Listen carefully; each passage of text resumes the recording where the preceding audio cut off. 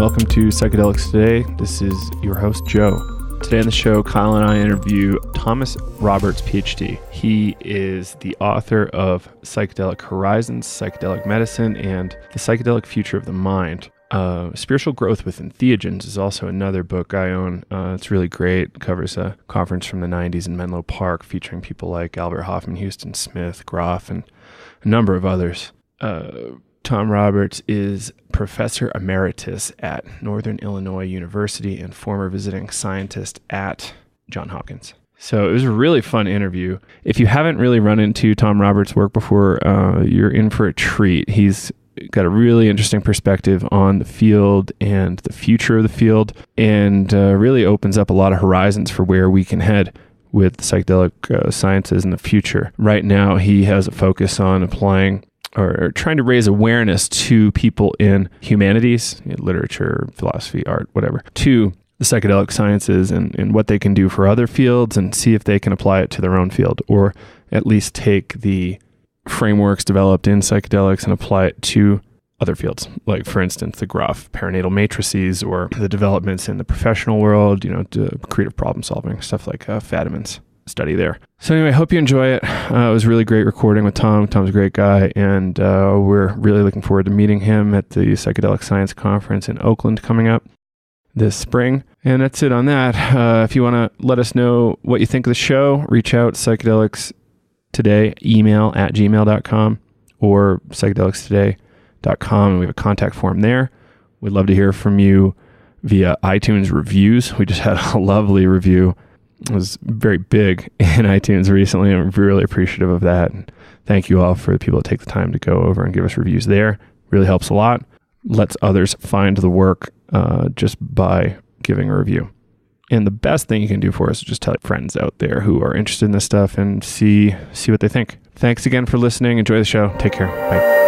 Welcome to Psychedelics Today with your hosts, Kyle and Joe. We're here today talking to Tom Roberts, author of The Psychedelic Future of the Mind. Thanks for joining us, Tom. Well, thanks. I'm happy to be here. Could you give us a little bit of background on maybe your professional background and how you got started in the psychedelic field? Yeah, well, I was a master's student at the University of Connecticut when Timothy Leary was having all his problems. And I got hold of the Harvard Review and read about him. And to me, this was just sort of a noise going on in the background. And unfortunately, I lost a copy of that. I wish I still had it. But then I went to graduate school at Stanford starting in 1967, and that was the so-called Summer of Love. So as I was driving from Connecticut to California, there was a lot of information on the radio sort of about, all these things the hippies were doing. I was not at all interested in that. That was just sort of interesting cultural noise in the background, because I was going to get a doctorate in educational administration and pick up an MBA along the way. And then when I was there, Esalen Institute had a program they called Esalen at Stanford. And I sort of heard about them when I signed up for a series, and thought, well, I'll see, what these guys are. I've heard a lot about them, really just out of curiosity. And I went to a couple of the lectures and thought they're kind of interesting. And I decided to do my dissertation on Abraham Maslow's needs hierarchy. And there was a guy in an odd program in architecture or in engineering called Engineering Economic Systems who had written about Maslow. So I wanted to take a course he had. It was called Graduate Studies, Special Topics. And there was so much demand for it, you had to sign up two quarters in advance. So I took it just to find out, about Maslow stuff. And one of the people there, it was a small seminar. We met once a week. Bill Harmon, at that time it was called Bill, now it's called Willis Harmon, was the instructor. And a graduate student couple came in one day, and they started talking about the first acid experience the previous weekend. Now, I had been taught what everybody else had been taught about psychedelics, right? You go crazy, and you're figuring, the picture of the wild psychedelic guy. Right. That's what I thought. And they didn't match that at all. Here they were graduate students at Stanford, and about 2/3 or 3/4 of the rest of the class, according to the conversation, knew what was going on and apparently had tried them themselves. and these are people in engineering and all over the place. And these are not, these are students graduate students at Stanford, not crazy people at all. So that didn't fit in with what I thought I knew, right? Yeah. So that sort of made me wonder. And then one of the guys in class had a ticket to a lecture he couldn't go to, and it was by this guy I'd never heard of called Alan Watts, but it was sort of associated with the Esalen group, so I thought, well, I'll go hear what this guy has to say. And he gave a magnificent, erudite, fascinating lecture on the commonality of Eastern and Western mysticism and the importance of psychedelics and religion. And that I realized, wow, this is something you could really get interested in. So that sort of got my interest, but I didn't have my first psychedelic experience until it's almost been 47 years now. I was in 1970 at Stanford. So that really piqued my interest. So it took me a long time to sort of warm up to the idea. Yeah. Were you at Esalen when Groff was around there doing work? Yes. Let's see. He hadn't started there yet. I went down, I think, to a couple short weekends. And then in the summer of 67, I think, I went to a month-long there that he was giving. And he and Christina were just developing holotropic breathwork at that time. So we were sort of the beta testees for that. That's cool. Before that, in 1971, 72, I went to a conference in Iceland where Groff was one of the speakers. And it was held in Iceland because that's where the organizer was from, and he could bring people in from Europe and the United States. And it turned out to be largely about psychedelics. I didn't go because of that. I went because a girlfriend had invited me, and I'd go anywhere with her. So I heard her, and I heard Joseph Campbell and Houston Smith and all these people who were really the heavies in the field. And I realized I could get into the field not just recreationally as I had for a couple of years, but as a profession. So that sort of pointed my professional career and gave me a sort of a purpose that I've been following ever since then. So I've sort of stumbled into the right things for the wrong reason, but been able to follow up on them. That's really great. It seems like you've been involved in a lot of the more momentous things. We also talked before we started recording about you sent some writing to Sasha Shulgin, and actually, would you mind telling that story, like what you wrote and how you got in touch with Sasha? Yeah. Well, early in the 90s, I got interested in the spiritual aspects of psychedelics. And I wrote a paper on it. I knew Sasha, so I sent it to him. And he had just been talking at a meeting, I think, with Bob Jesse. And he said, you should get hold of this Bob Jesse guy. He has similar interests. So I said, okay. And so we got in touch and we hit it off. We founded the Council on Spiritual Practices. He asked me, well, what should we do? Well, being a professor, there are two standard answers. One is to publish something, and the other is to hold a conference. So we decided to hold a conference and then publish the results of it. So we had a conference in the summer of 1995 in Menlo Park at Vallombrosa Conference Center. Luckily, we got Houston Smith to come to be one of the speakers. And once we got Houston, everybody else who was interested in psychedelics and religion agreed to come. So that was a bit of good luck. And we got him by interesting luck. My church brought in a speaker who was the president of the Chicago Theological Seminary. And we asked them if they would co-sponsor the conference, and they said they would. And Houston said that normally he wouldn't have come because people are always inviting him to talk on religious stuff at psychedelic conferences, but nothing ever comes of it. But because we got Council on Spiritual, or rather Chicago Theological Institute to sponsor it and possibly have a publication from it, he agreed to come. So that was just, another one of those sort of good luck things that happens every now and then. And that was really because it happened to be a guest preacher in our church one Sunday. So that's when I invited Houston to come and speak at Northern the following fall, the fall of 1996. He told me Bill Moyers was going to invite him to speak in a series called The World Faith Traditions on PBS. And I knew as soon as he was on PBS, he'd be so busy it'd be impossible to schedule. So I asked him right there and then to come and speak to us, and he said he could. And so on Bill Moyers in the spring and then spoke here at Northern in the fall. And to prepare my students for his talk, I collected everything he had written on psychedelics into a photocopy book that I had done at Kinko's. They read it, and then I sent the material to Bob Jesse, and he got permission and turned it into Houston's book on religion and entheogen. So those pieces just sort of fell together very naturally. And that's how the book came out to be. The Counts on Spiritual Practices also had copies made that are collector's items now. They were done by the same printer that did Watson's books in Italy. And used the same standards on them and everything. So in addition to the popular version, there's some collector's editions out there. Cleansing the Doors of Perception, the Religious Significance of Entheogenic Plants and Chemicals. Yeah, that's it. Thanks. Yep. Yeah, no problem. Looking like a 2000. And of course, took the title from Huxley. Oh, yeah. Cool stuff here. Yeah, he very influential guy. Sad he died just a few weeks ago. I was really hoping to catch him at a conference in the future, but, that old, it's kind of tough. He was living pretty much a solitary life in a home for people with spiritual orientations who were sort of getting ready to die. Oh, okay. Interesting. Was he in the Boston area? Well, originally he taught at MIT. Right. And that's how he and Timothy Leary got together. Leary was visiting either at MIT or Harvard, I've forgotten which one. Yeah, they made contact at that point.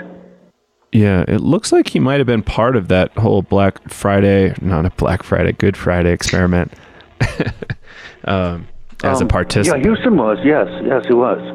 In fact, I interviewed him about it because there was an odd event that has been pretty well misunderstood. One of the people who had psychedelics, let's say they're in the basement of a church, all the doors were locked so nobody could escape, okay?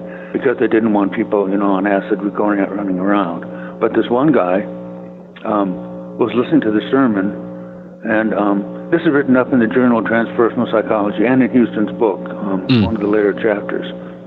One of the guys, the minister, gave a rousing sermon, and his idea was go and spread the good news.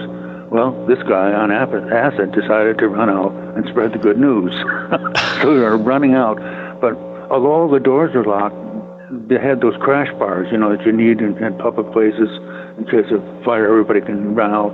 He ran out one of those, and Houston went chasing him.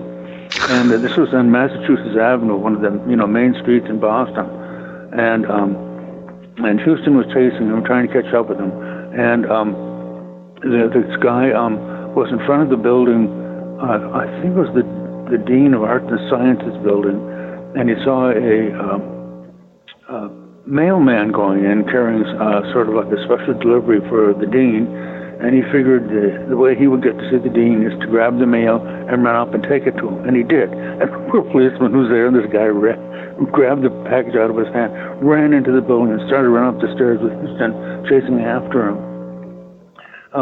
Finally, a couple other guys from the experiment caught up with them, and they sort of got the guy to go back into the church again, but the guy sort of felt that he was not fulfilling his message from God to go and spread the word.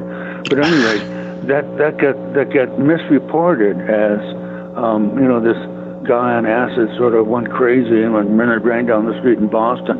But what he was actually doing was trying to spread the word of God, which he had heard Howard Thurman, the preacher, tell him to do. And so that's the kind of story behind it. But most people don't know that, and it's in the book there, and was in the Journal of Transpersonal Psychology. So that's one of the there's all this kind of weird stuff that goes on with psychedelics, as you probably know, and that's one of the weird stories. It gets misinterpreted. Right. Thanks for sharing that. That's kind of funny. It reminds me of when we talk about breath work, our teachers, like when you have an experience with a non-ordinary state, maybe that's something that happens. Maybe you get a really good message, and we always say, don't leave this place and go run to the news channels and say that you've talked to God. Like, just stay here in the experience. It's kind of ironic that somebody actually did that. Yeah, it's that kind of situation, right? Oh, jeez. So I'm a little curious about like your early impressions of the Grofs at Esalen when you were studying there or doing breath work and that kind of stuff. Okay, well, I'd seen, Stan and Christina. Actually, they were married at the conference in, it was Joan Halifax, Stan's first wife. And Stan were married at the conference in Iceland in 1972.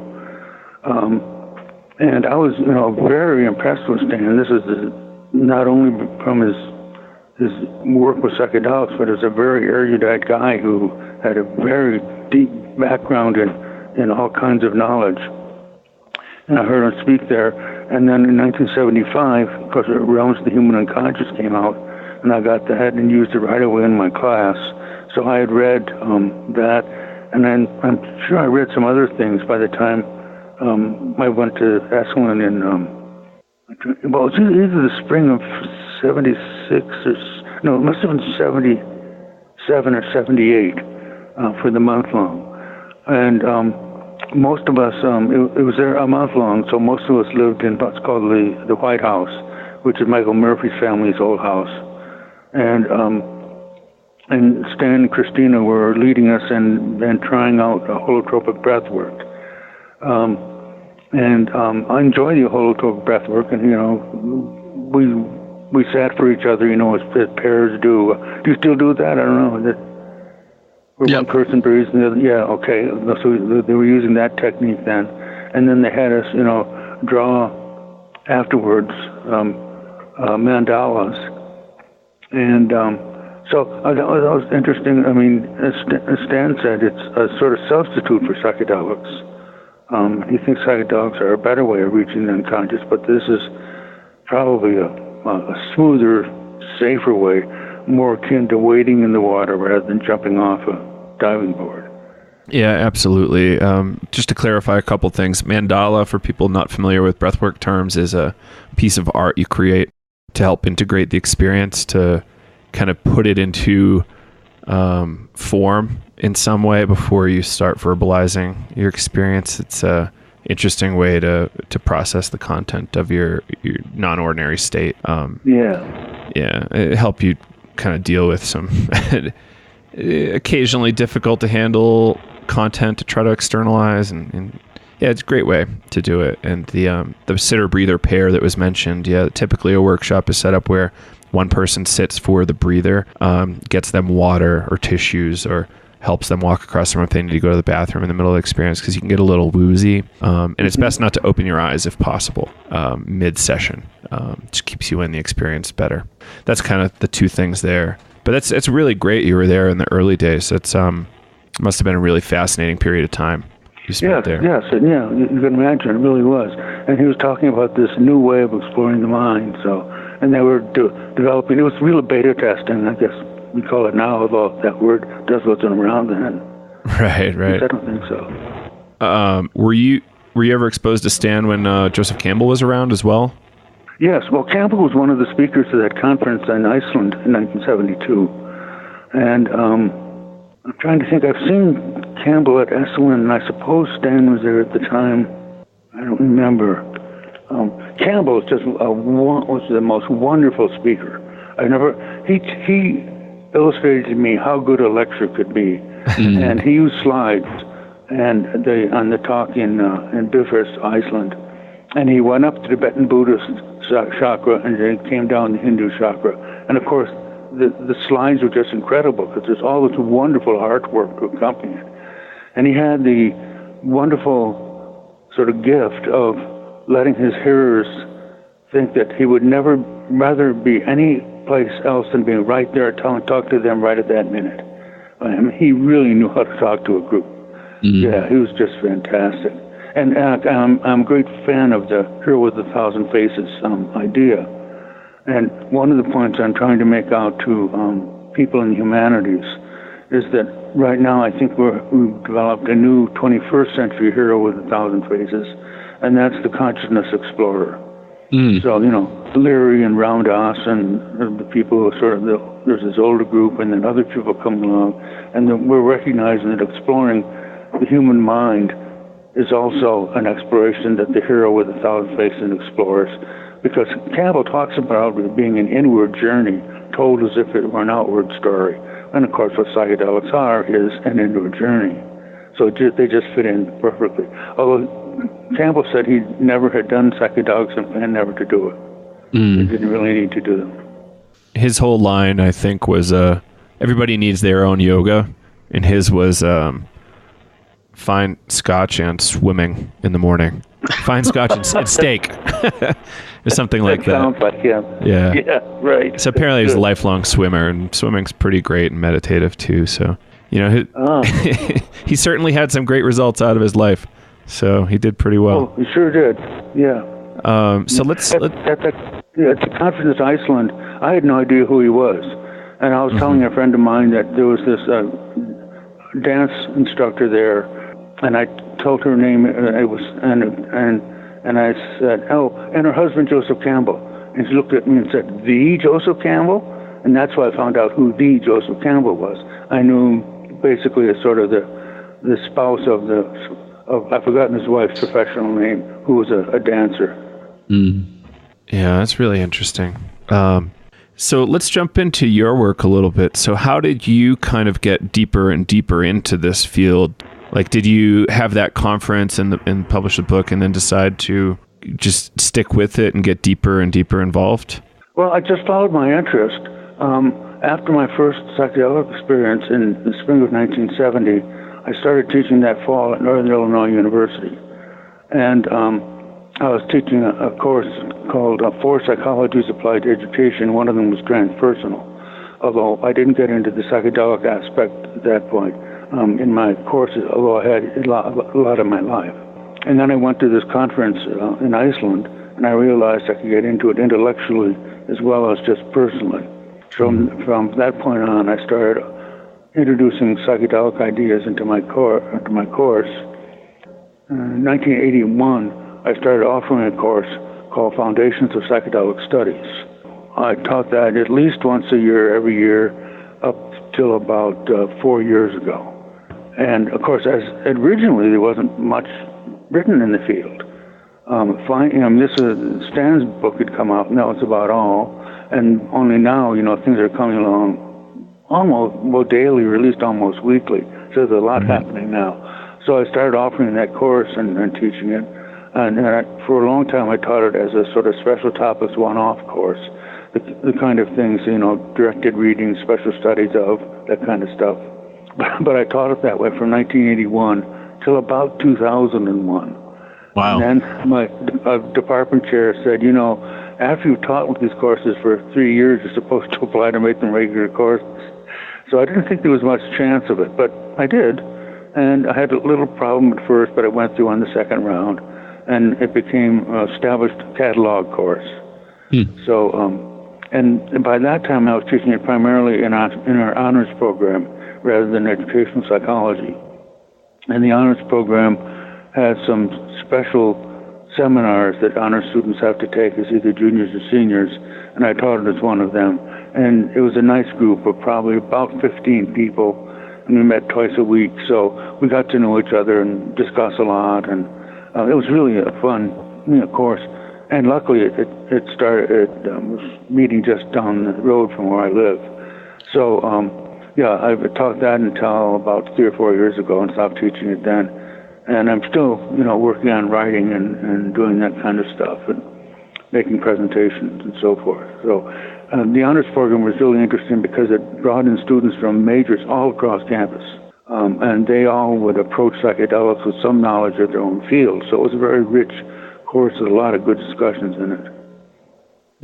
That's interesting. How did the college receive that course of you pitching it and teaching it? Was there any pushback at first? Only the very first time. Okay. In order to recruit people for a special topics course, you had to put up notices around campus. So I had, photocopy notices, and I walked all through all the classroom buildings and putting them up all around campus. I'd been in classroom buildings I hardly even knew that existed. and put them on bulletin boards. And then my assistant department chair got a call from the assistant provost wondering whether this was a proper topic for a course in a university. I sort of got on my high horse, and at that time, it just happened that the paperback edition of Psychedelic Drugs Reconsidered came out by Grinspoon and Bachelor, and it had a 40-page annotated bibliography. It was just an incredible work. So I photocopied that, and I sent it to the assistant provost with a notice saying that here's some information in the field. If you'd like to discuss this further, I'd like to do it in an open meeting of the University Council and discuss this with you. It's my understanding that the content, of course, is up to each department, and if you'd like to discuss that, we can discuss that at the meeting. Okay, so he knew that every delegate from every department would think that the contents of courses are up to every department, right? So he would just be wiped off the map. So 2 days later, my assistant chair got a call from the provost saying, well, he just asked because somebody had he asked him because somebody had asked him about it. And that was the last I heard about it. Interestingly enough, the assistant provost left for a couple of years, and a few years later came back as the university president. But they knew, don't fool around, that I'm ready for them. But I got, I was a young professor at that time, and I got sort of agitated and very self-righteous. And you know how self-righteous you could get. And I realize now that, this is a person who's honestly interested, and if situations come up that since then, and they actually haven't exactly that way, I try to see it. This is a good person who honestly cares about it, and it's an opportunity to educate that person. Don't come on strong and try to beat them down. Just give them some information. And I think that's the way to approach those situations. I have a little item on my website, about establishing a course, on psychedelics. And I sort of include that in there because it's so easy for us to feel that, we've really got this really good thing and nobody's going to do this to us, blah, blah, blah. And it's much nicer if we just take it sort of in an understanding kind of way that, somebody really does care about this and it's a great opportunity. So that's how the course got established. And it was interesting because I would pick up people from lots of different majors who were basically almost all interested in psychedelic. Some because the class just happened to meet at the right time, and that kind of decision. But and also what I would try to do is, out of let's say 15 students, probably 2 or 3 had done psychedelics, and they came in with the point of view that everybody should do psychedelics all the time. And then there were students who came out of the DARE program, in schools. And what I try to do is to get the enthusiastic ones to realize that psychedelics should only be done under certain situations and with screening and the way that they're doing it now in NYU and Johns Hopkins. And the people who come in with a terribly no attitude to realize that these could be used in psychotherapy if they're used appropriately. So I try to bring both extremes toward the middle. And I think this worked out that way. That's great. I hope more people will start to offer psychedelics courses. They're obvious, in psychotherapy and mental health. But also there's hardly a field that doesn't have implications in psychedelics in it somewhere or other. All the arts and the literature and the social sciences and, of course, biology, So it's possible to have either one course that samples this area or, different courses in different fields or individual units within existing courses. So little by little, that's happening. The College of DuPage, which is a community college between here and Chicago, has a course for mental health professionals on psychedelic psychotherapy. So they're making a very good advance in that. And, little by little, I hope people do. And the surprising thing is, you don't run as much flack as you think you would. It seems like, when I started offering this course, I thought, what's going to happen? But something that's kind of curious is that there are a lot of people now, I think they're still there, they may have retired, who will say, I was a student in the 60s. They won't say what they did when they were a student in the 60s, but you know what they're talking about, right? And they're your allies. And they're very willing, provided you don't come across as a Timothy Leary wild type. To say, yeah, well, there is, or somebody will say, well, I heard a study about blah, blah, blah. But now, in the last year, the studies are all over the place. Mm-hmm. So, hardly anybody has probably missed it in university settings. Do you have any tips or advice for people that might want to get involved or kind of create a course? If somebody is a professor or even like a student? Sure. Well, ask around. If you're a student, see if you can get a professor who can, oversee it or sponsor it. It's called different things at different universities, and get your horses in a row. Show them the material that's available that you want to cover. And it can be any of these books. Let's say if you're in mental health, on psychotherapy, or there's plenty in biology, and there's stuff coming along now in all these different fields. And a good way to approach a professor is to say, are there implications in whatever the discipline is for psychedelics, or are there any psychedelics implications for, whatever the field is? Professors like questions, okay?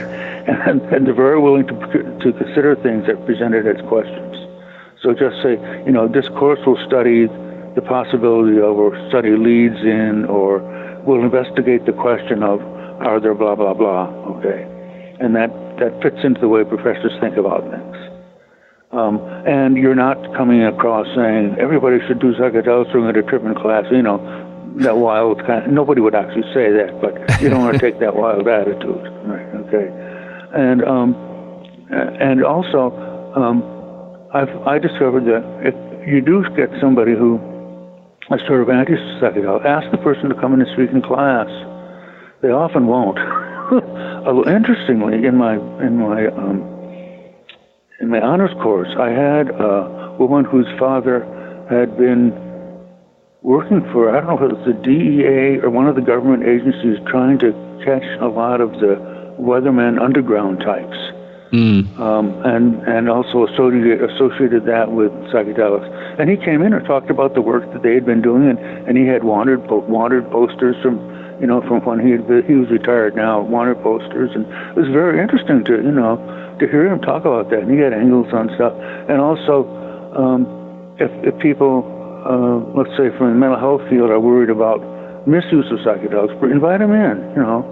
Turn this into an idea exchange, not just pro psychedelics. And of course, if you grow up and read the research that's coming out of Johns Hopkins and NYU, they're very careful to say, we screen lots of people, we pair people. It's a very sort of well organized protocol that they're talking about. So it's not just a matter of tripping on Saturday afternoon and listening to music. Right.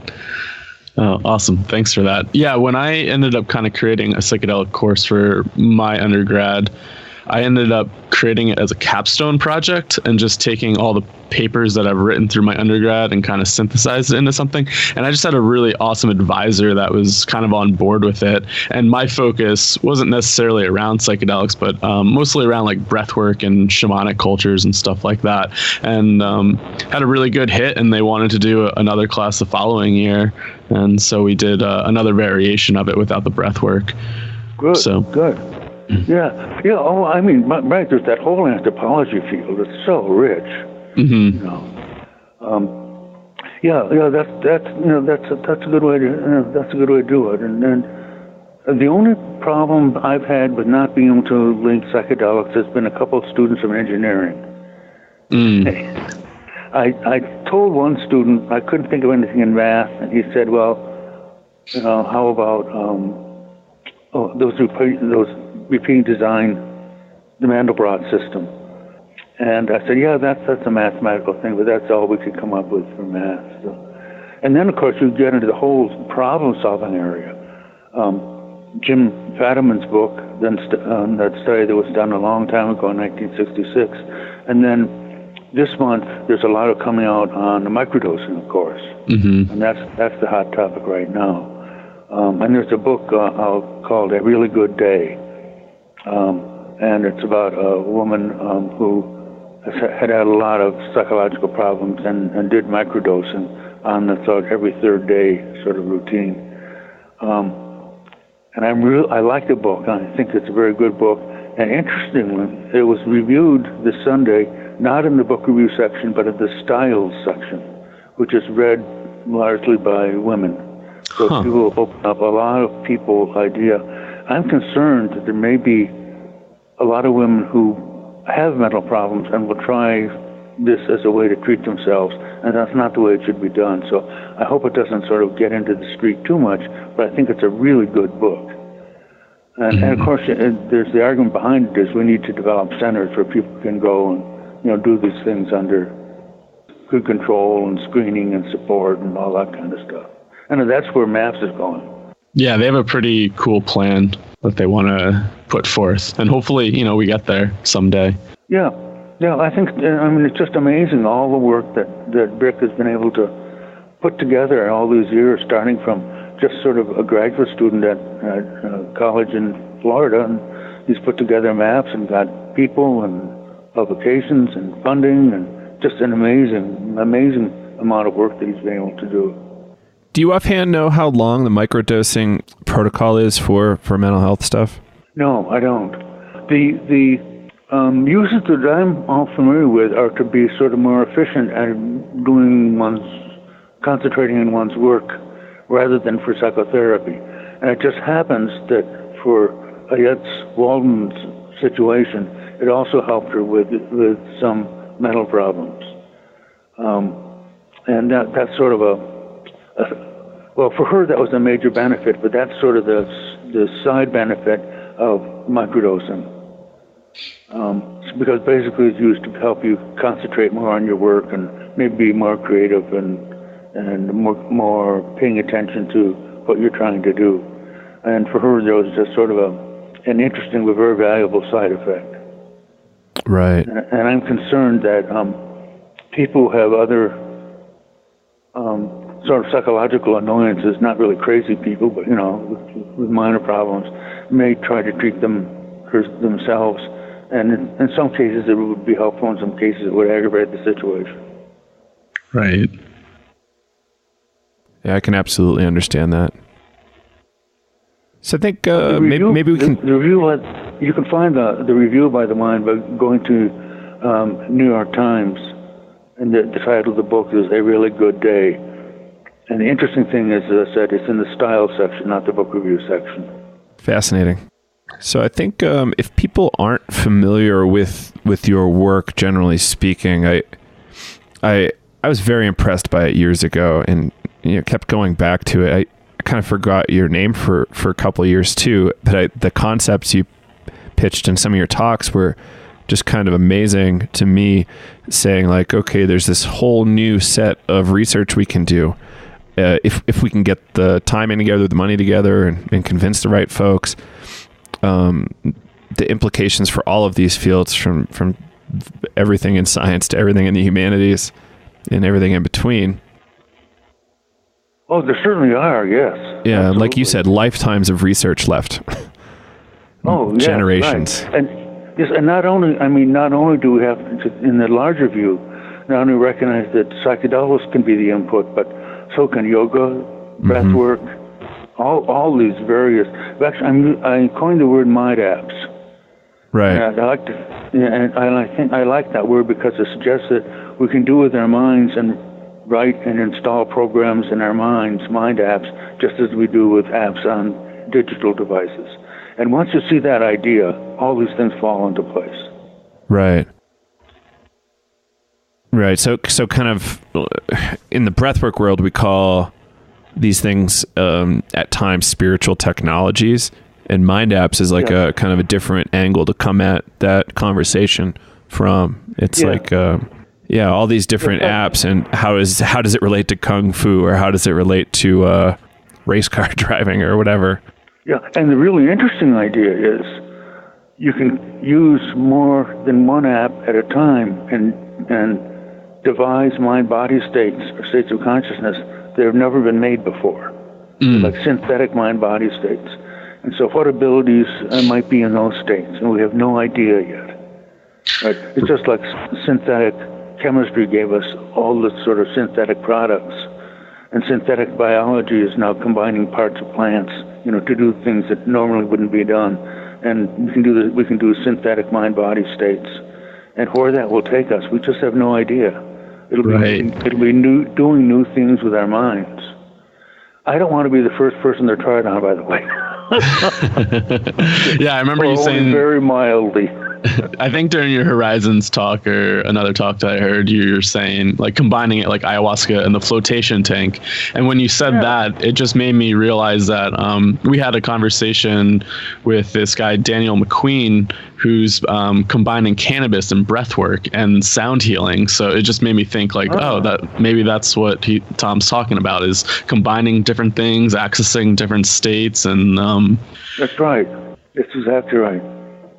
Yeah, it's cool because I don't think anybody's doing that besides Daniel, I guess right now, maybe with the cannabis and breath work. And that's really fascinating because you have two different things that are offering two different results. Yes, that's right. That's exactly right. The other question is a big question, but that is a gigantic question. It's a matter of designing the mind. What do we want to? How do we want to design it? What do we want to do with it?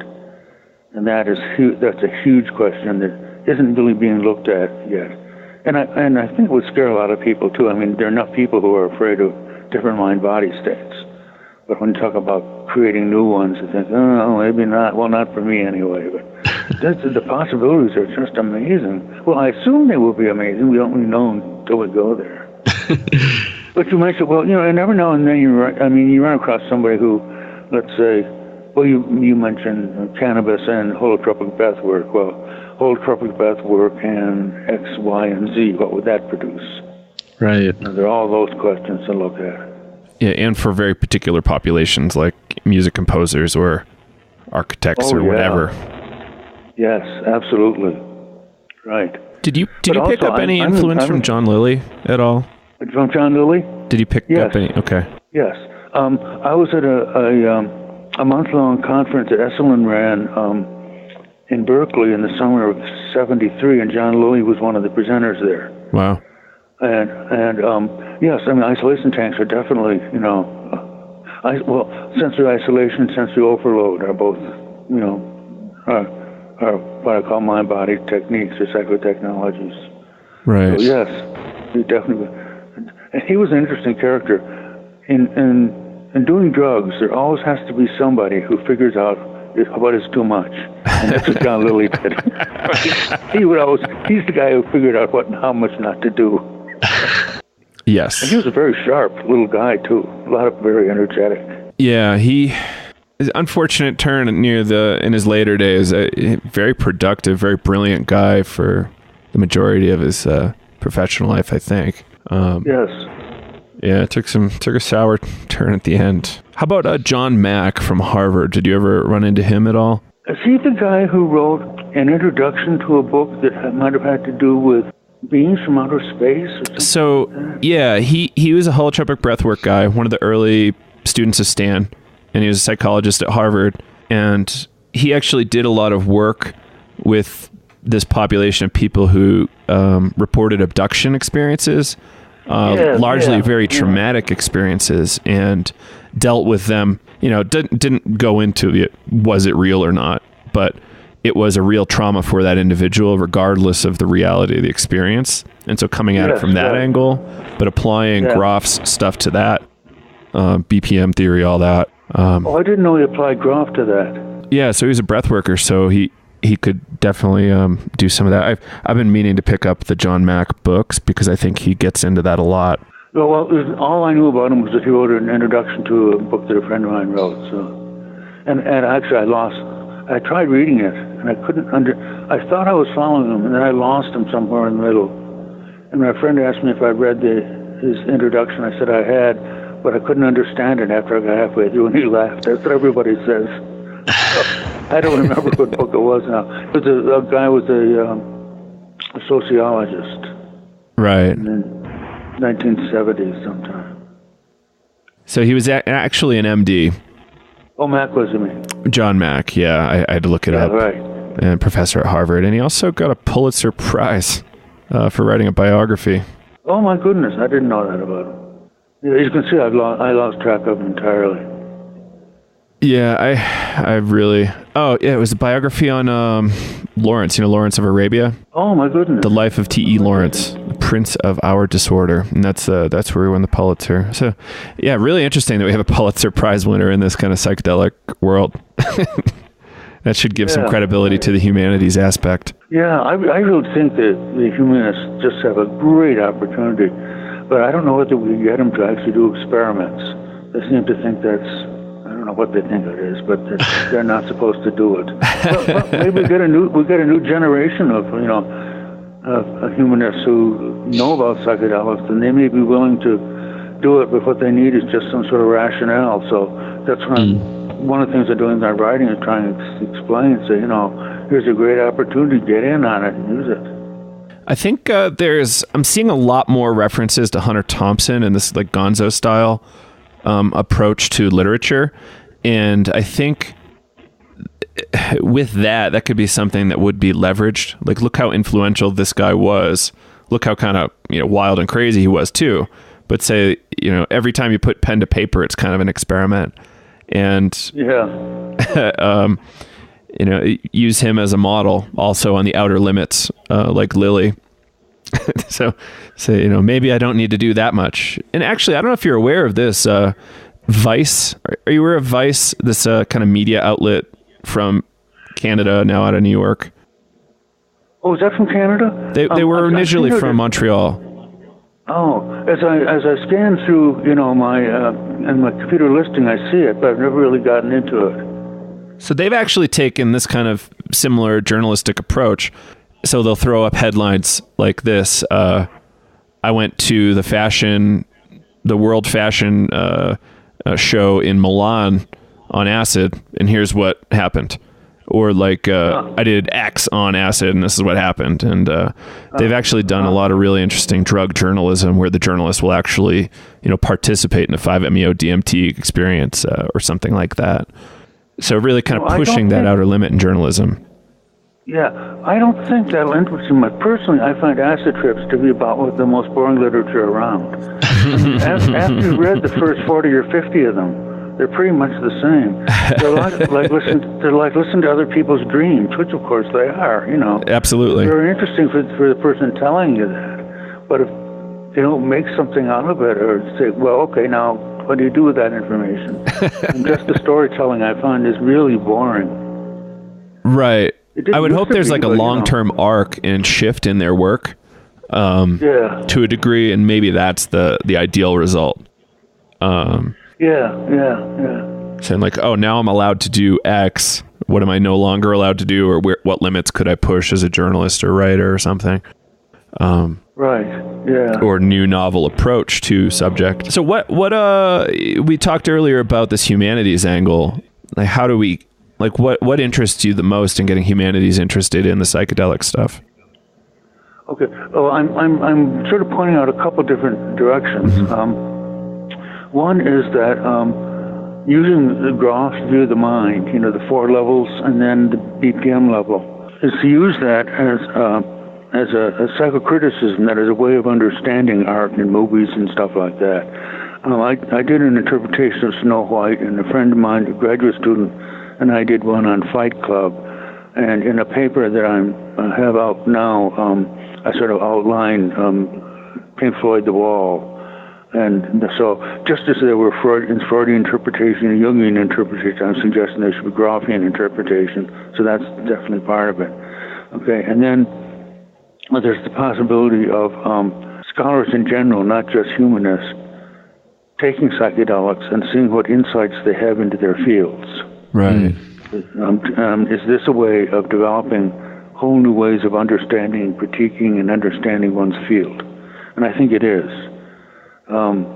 So that's a direction to go. And the other is to recognize that historically I mean mid-20th century, there are all these major intellectuals who had got into psychedelics and had insights into their fields. I mean Aldous Huxley and Houston Smith, and William Joseph James Campbell, and Robert Graves. All these people who have this great history of literature, sort of paved the way, but because of the laws and sort of closed-mindedness, it's time to sort of reopen that now. And of course, Shay Deveneaux is doing that.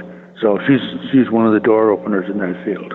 Yeah, she's teaching like psychedelic literature, I believe, up in Washington State. Yeah, boy, I'd like to take that course. Yeah. Maybe we can facilitate that somehow. Yeah, maybe. Well, and then there's a whole philosophy angle. There are a couple of philosophers now who are looking at the question of, if we go back through philosophy, where do we see what might be or probably was altered state experiences, perhaps by psychedelics, perhaps by meditation or other things. And so people are like, reinterpreting literature and seeing things in literature that they hadn't seen before. Mm. I mean, obviously ancient Greece is just full of this. Yeah. So there's a place for the humanists, the work of Carl Ruck and all his co-authors. So, there's a place to go. And so there's an enormous amount that can be done there. And, of course, then what happens if we have sort of a mild taste of psychedelics and, listen to music, read literature, do dance, all this type of stuff is a possibility. Because I feel that I heard music for the first time, really heard it for the first time under psychedelics, and now I can appreciate music much more. So there's a whole appreciation of all these different art forms that way. So there's there's just an enormous number of directions to go to. Where do you see the future going? Well, I hope that these ideas will catch on. Clearly, psychotherapy is going to lead the way. Yeah. I mean, that's going. My guess is that religion might be next. I'm not too sure of that, but it's sort of a natural, because it's the mystical experiences that are really the psychotherapeutic experiences, and it naturally blends into religious interpretation and understanding of mystical experiences. And then moving from there into the larger questions, like the nature of the human mind, and that's where I come up with the mind-body theories. We have to recognize that our minds can work in a lot of different mind-body states. And we can look at the therapy that's going on now and ask the question, how does psychotherapy vary from mind-body state to mind-body state? And that's the question that's being looked at now. And we can say, how does religion vary from mind-body state to mind-body state? And then take that question and apply it to all these other areas in the sciences and the social science and the arts. And the question isn't just, how does it vary from psychedelic state to psychedelic state, but breathing state, chanting state, all these other mind-body psychotechnologies or mind apps. So it's a huge field that's opened up. Now, whether we're going to get there, I don't know, or when we'll get there, I don't know. But it seems to me this is the direction things are moving in. I just wish they'd move a little faster, a lot faster. Don't we all? Can you give like 2 or 3 examples of mind-body states? Like I think I understand the concept, but I just want to make sure everybody else does too. Okay. Basically, I'm using Charlie Tart's idea of state of consciousness, and I'm redefining that as mind-body state. And the reason I'm doing that is the word consciousness is used in a lot of different ways. And people write and speak about consciousness, and they think they're talking about the same thing as everybody else, but people are using different definitions of it. So it's a very confusing word, but people don't know they're being confused. Let me give you an example. Being conscious can mean like being awake and last night you were asleep, or so-and-so's in a coma and now is conscious, okay? And there's that meaning. Okay, then there's the one of what somebody thinks about a lot, like so-and-so has ecological consciousness, or money is the center of this guy's consciousness. See, there's another whole meaning, okay? Then there's meaning of, in the social sciences and political science, of women's consciousness and proletarian consciousness, which is the ideas and feelings one has because of one's place in society. And then in philosophy, consciousness generally means self-reflectiveness. That is, we can think and we can think about our thinking at the same time. So that's self-reflectiveness.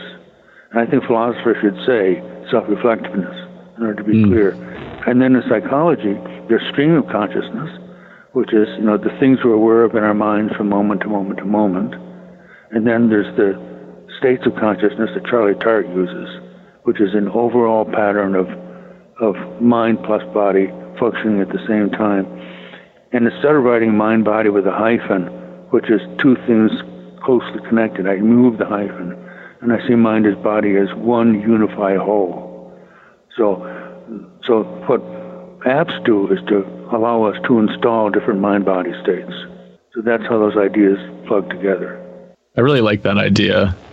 Yeah, it's great you broke down that wall a bit between mind and body. I think it's really necessary. So one last kind of clarification, for lack of a better example, I'm just saying is an example of a mind state like being in the flow while playing tennis. Is there a differentiation between mind state, A and B, like being upset while playing tennis, or maybe just meditated for half an hour before playing tennis? Like, would those be categorized as different mind states? It would depend on the intensity of the person's feeling. Right. In that case, like generally, I would think. Let me say this is the same type of problem as looking at the color spectrum and deciding when red becomes orange. And we just stipulate, okay, for this meaning, I mean orange from here on and red from here on. And I think in talking about mind-body states, we'll run into the same problem. We'll say, okay, for this purpose, I will stipulate a shift in state to mean, whatever it means, okay?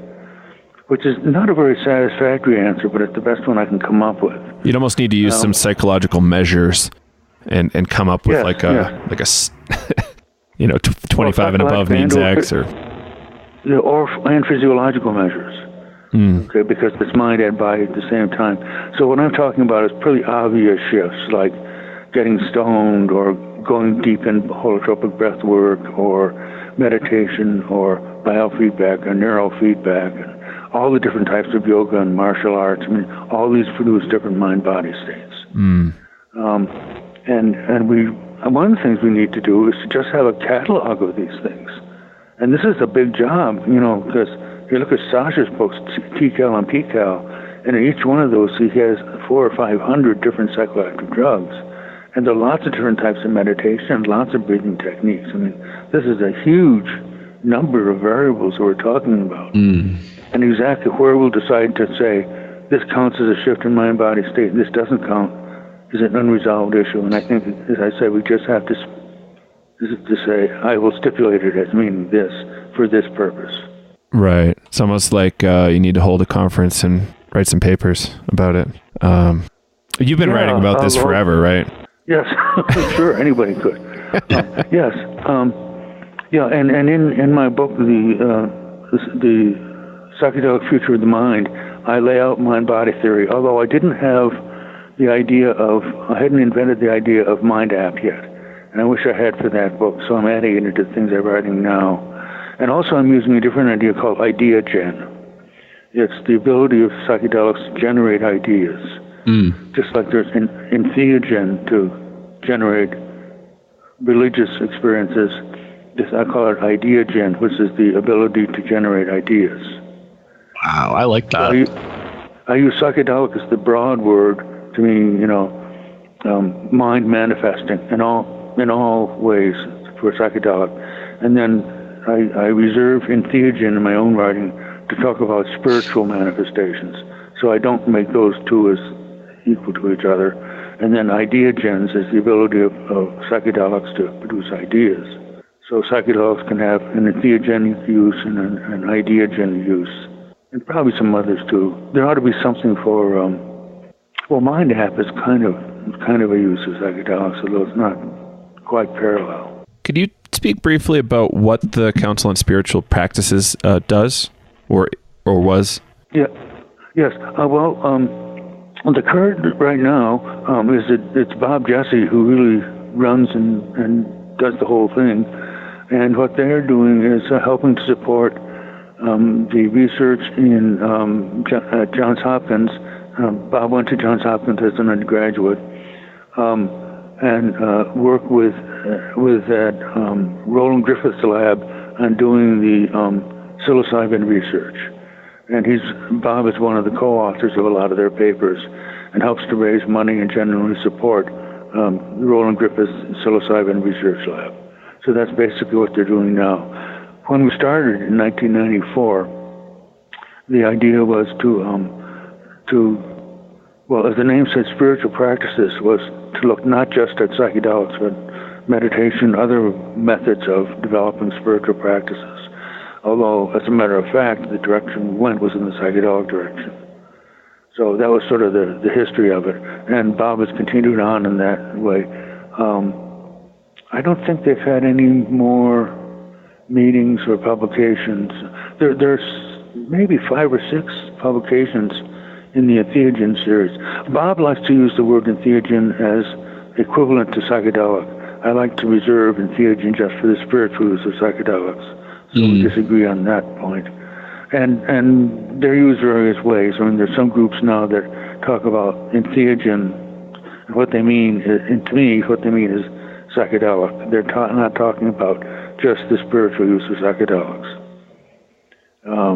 And to me, if one uses the word entheogen, it works best if you just limit it to the spiritual use of psychedelics. Right. I mean, I guess that kind of makes sense, because when you break it down, it means to generate God from within, and necessarily some people don't have that experience on psychedelics. That's right. And out of 10 psychedelic trips, maybe only 1 or 2 will be entheogenic.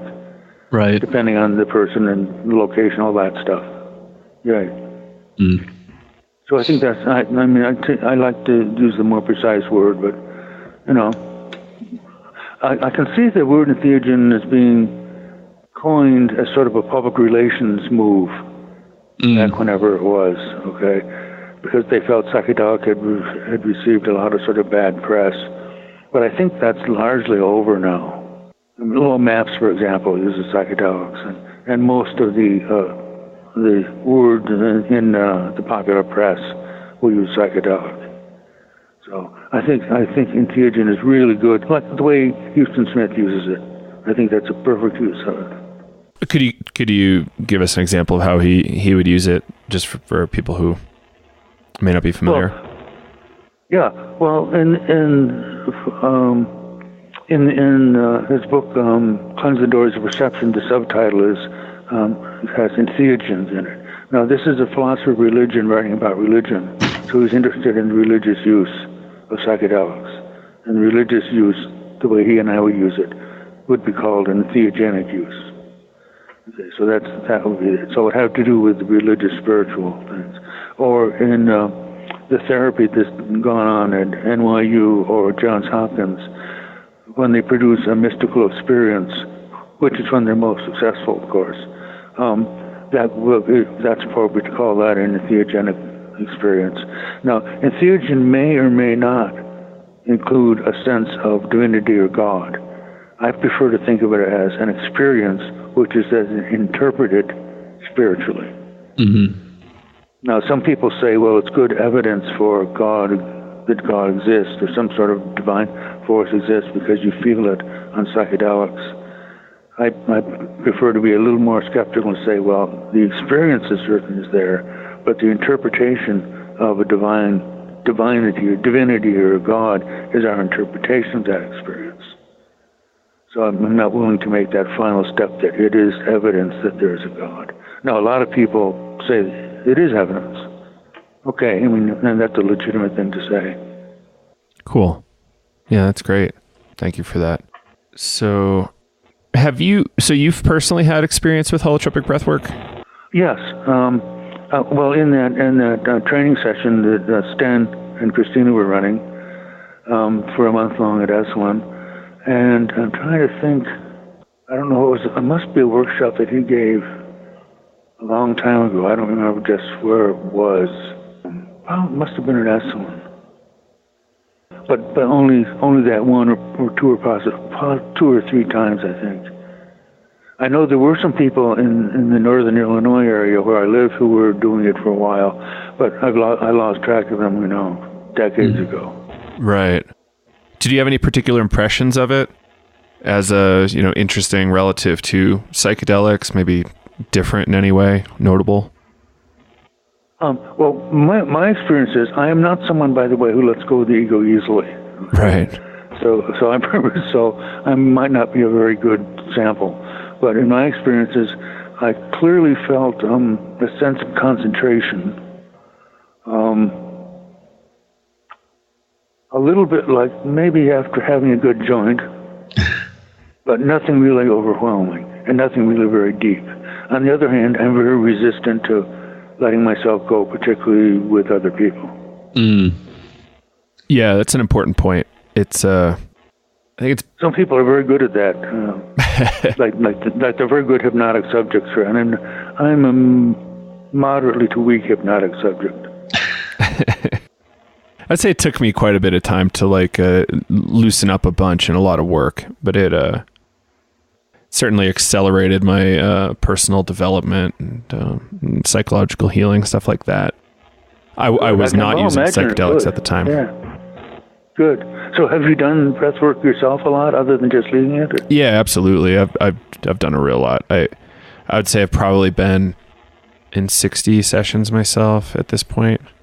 Oh, good. That sounds right. It's a total guess, but right. Yeah, I've done a bunch and been part of some of Stan's workshops.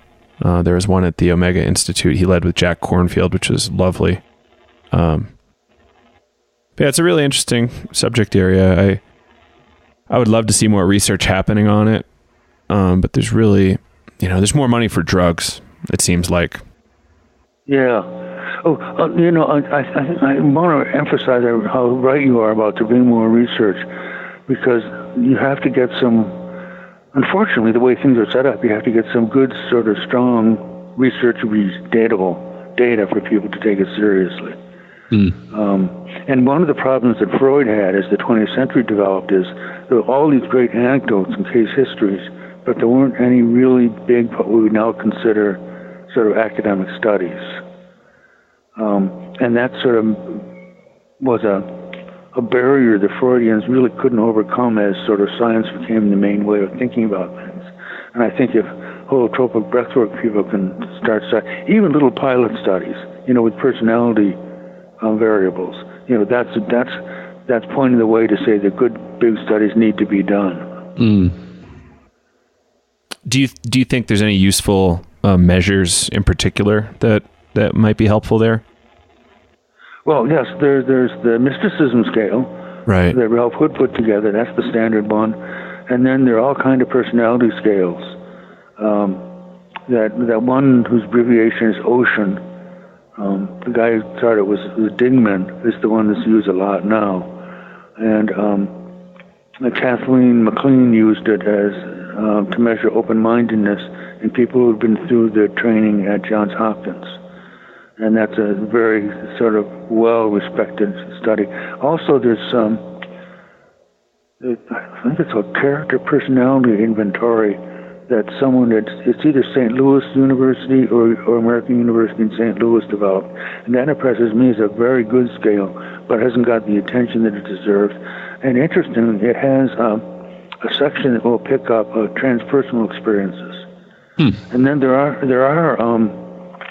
scales for looking at altered states of consciousness experiences.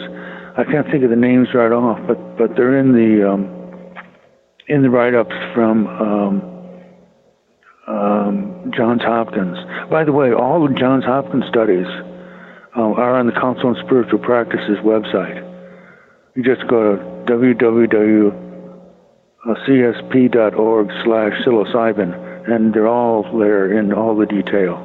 It's a great opening to get into them, and they talk about some of the instruments there that are used to measure altered states of consciousness.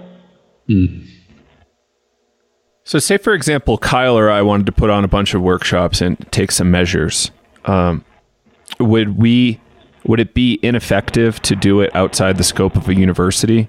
Could we do it on our own, publish, and maybe some university people might take it seriously, or how would you approach that kind of thing? You could do it, although it wouldn't be taken as seriously as if it were done at a university. But if you presented it as, here's some very interesting findings, and it deserves to be studied in more detailed, more thoroughly, people will take that as a pilot study, or interesting anecdotes that need to be followed up on. So that, and one of the ways to make your ideas more acceptable is to don't overclaim but slightly underclaim. Right. You know what I mean? Yeah. So people can say, "Oh, they're not trying to sell me a bill of goods. They're skeptical about their own work." Right. And you can see that in the Hopkins literature and all that kind of stuff. It's really interesting how they do understate. Yes. Drives me a little crazy, but I appreciate it. Well, they're being cautious, you know. Right. Yeah, that's a good angle. That's always the angle. And this is a problem, you know, that I've had with when I first started out teaching about psychedelics. I wanted to be so enthusiastic and I had to constantly rein myself in.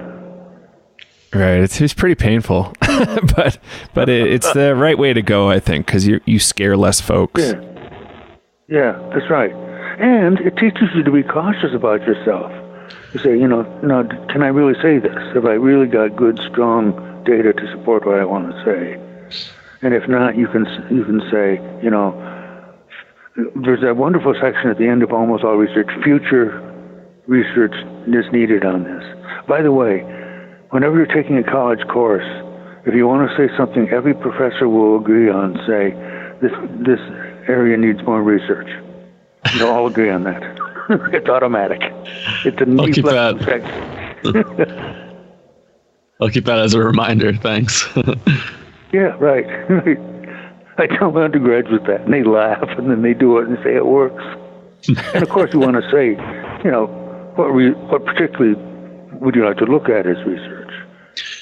Do you have any quick advice for students that might want to get into this type of research or field of interest that are maybe just starting off as an undergrad or maybe graduate students? Yeah, stay legal. Don't go illegal. Okay. Solid. If you go illegal, you'll end up in jail, and the rest of us will miss a colleague's contributions for a whole lifetime. Mm-hmm. So this is one I've started way back, and it's always been good advice. And I think I've saved a lot of people from jail, to put it bluntly. And also on my website, I've got an article that says something like Psychedelics: How to Look for Graduate Programs. And my website is part of academia.edu. And just click on papers, then scroll down, and there's this one. Actually, I think it's got more hits than everything else. Psychedelics, hints on looking for graduate programs, or something like that.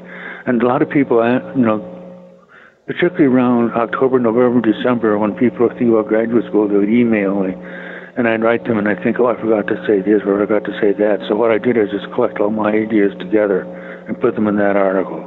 And when people write, I say, take a look at that. That's everything I have to say. And basically, it's exactly what a professor would say. It's do a good job in your classes, okay, and apply to the best graduate school you can get into. Right, and that's it. Oh, also, look around for looking for programs. For example, if you can find a professor at XYU University who's written an article that you're interested in, write to him and say, you like the article, you'd like to, follow on in the research, and would he be interested in you as a graduate student? If you get a good, the only thing that happens is you won't hear me hear no. You can withstand that. But if you get an indication of interest, and you ask him, would I be able to follow this line of research at XYU University? And he says yes. Okay, then apply to their program. And here's the thing. Ask that professor to write your recommendation. Because I've served on admissions committees, and nothing counts more than a recommendation from one of your colleagues in your department. And you're probably going to be assigned to that guy as your preliminary advisor. So that's it. Search, and don't be afraid to write to professors. We put out articles and we never hear anything. So somebody's read an article. This is really a good day for us. So go ahead and let us know. And if you don't hear anything, so what? You can withstand that. Oh, that's great advice. Yeah. Thank you for that. Yeah, thank you. I'm looking at your academia.edu site right now. It is chock full of stuff.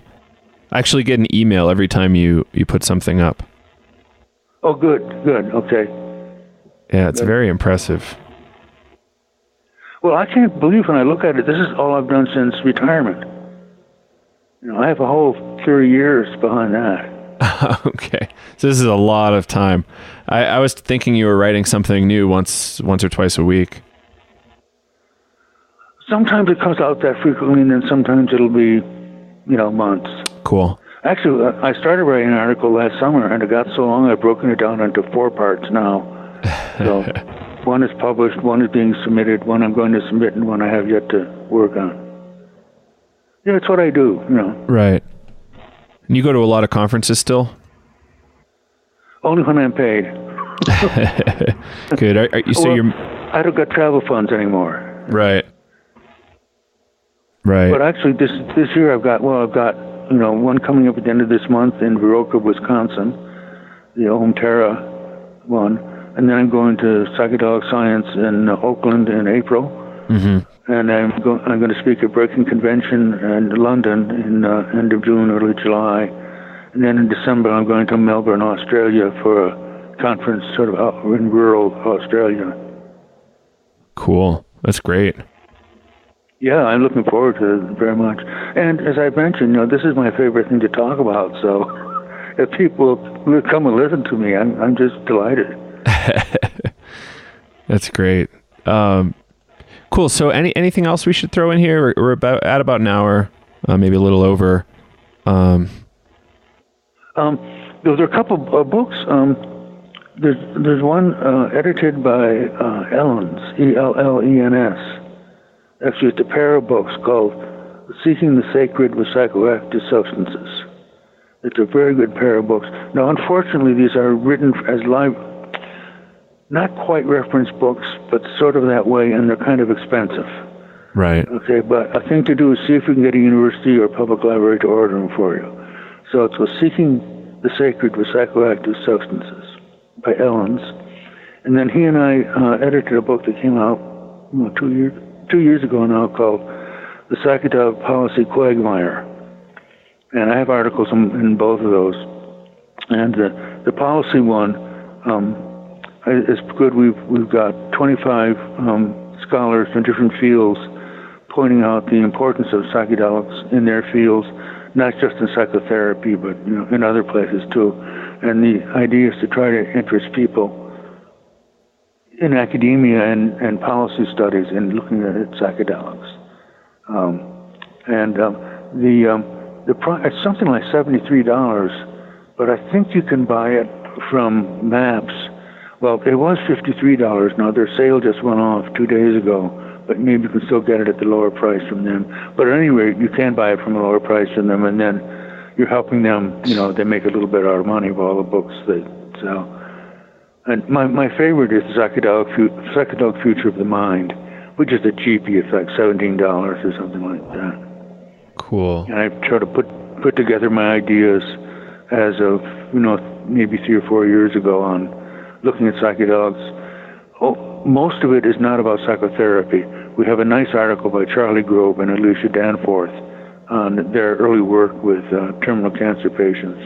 But most of it is about religion, philosophy, the nature of the mind, intellectual directions to look at, and that kind of sort of non-standard psychedelic stuff. So, and of course, good stuff's coming along all the time. I mean, it's turned into be a very rich, exciting field now, after decades of being on the desert. Yeah, it's very interesting to see how many people are writing and how many conferences are happening. And in big magazines, like Time article has one this week. Yeah. And the New Yorker had 2 great articles on it. So, word is spreading. Yeah, and it is fantastic. Well, Tom, really appreciate your time on the show. We'll have all sorts of links for people to check out on the show notes and connect with you if they'd like. And people should check you out in person at some conferences. Yeah, have a link to that article on looking for graduate school, because I want to encourage people to get into this field. Absolutely. Yeah, definitely. Good. Well, thanks for calling, and I enjoyed talking with you. Yeah, And thank keep you. in touch. Absolutely. Take care. Bye-bye.